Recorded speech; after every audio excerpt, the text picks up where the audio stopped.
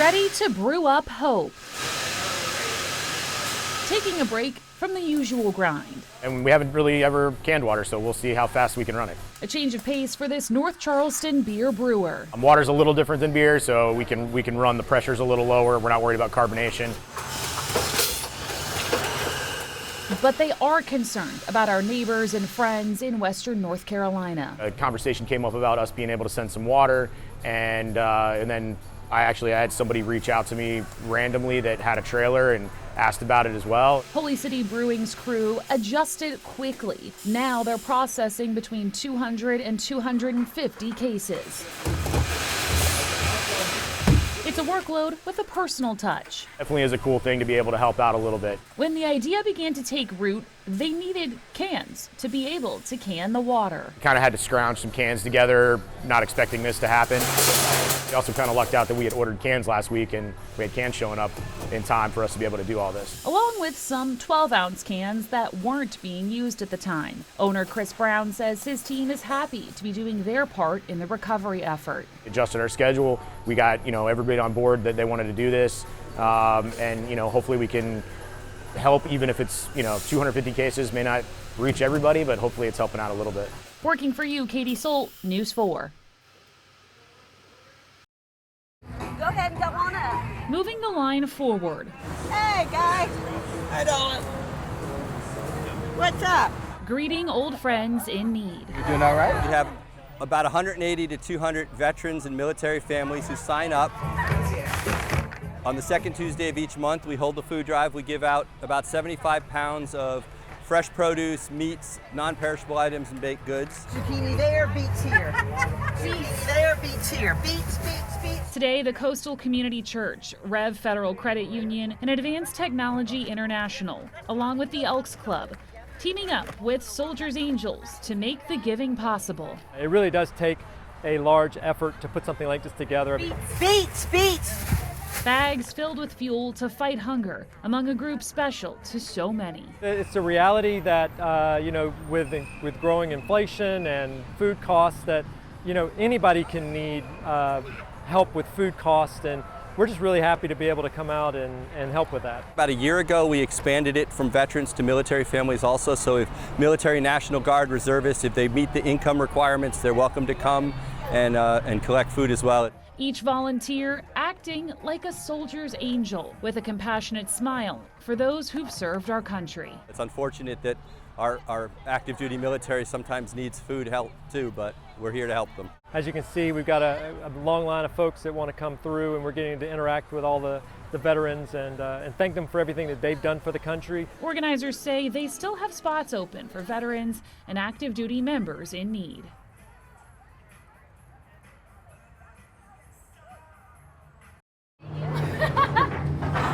Lots of people power. Thanks, babe. Good job.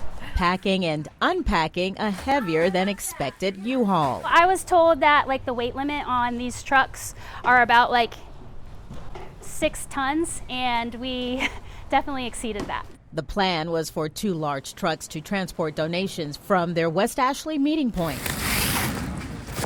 But a larger haul than expected led to the need for a 3rd truck. Surprisingly enough, I was just put in the right place at the right time.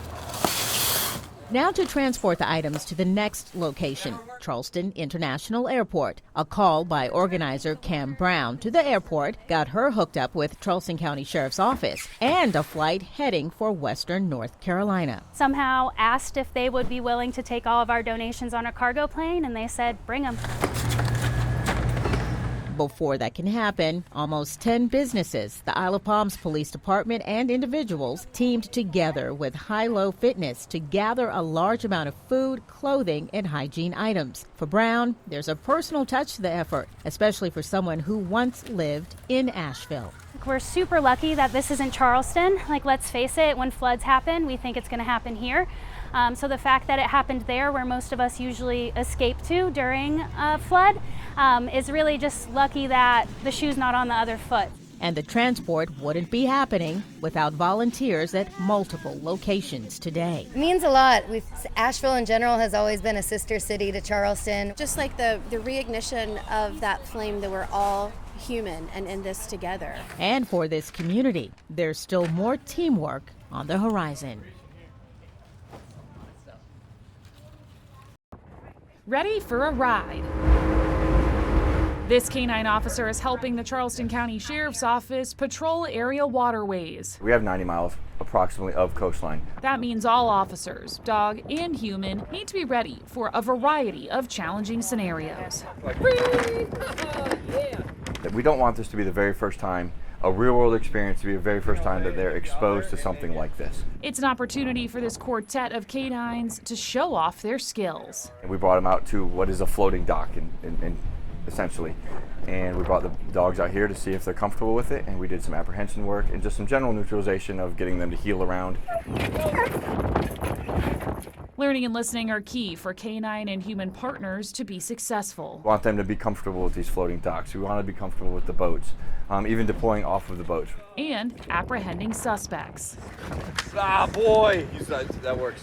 These dogs are practicing with one of their human counterparts, playing the part of a criminal. They train year-long, year-round in all conditions, mainly so they can come here and certification is easy. This week, Charleston played host to the International Police Work Dog Association certification and training event. 135 law enforcement teams from around the country took part, aiming for a certain level of competency and then working to surpass it. Anderson says keeping the dogs trained at a high level benefits the entire community. So I think for the community to have a canine unit as we have here in Charleston County and the supporting ones, North Charleston, Somerville, not only will it provide a sense of security, these dogs can do so much more than we can.